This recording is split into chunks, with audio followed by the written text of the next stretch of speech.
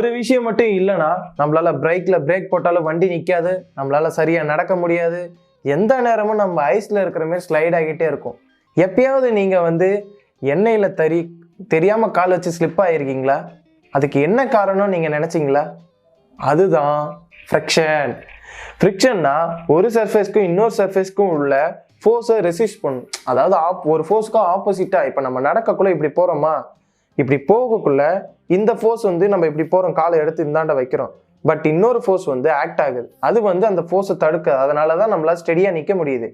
இதுவே ஆயில் அந்த மாதிரி நம்ம ஊத்தணும்னா அந்த ஃபோர்ஸுக்கும் இன்னொரு ஃபோர்ஸ்க்கும் நடுவில் அந்த கேப்புக்கு நடுவில் அந்த ஆயில் ஃபில் ஆகிட்டு நம்மளுக்கு ஃப்ரிக்ஷன் கிடைக்காது. அதனால நம்மளால சரியா நடக்க முடியாது, வழுக்கி விழுந்துருவோம்.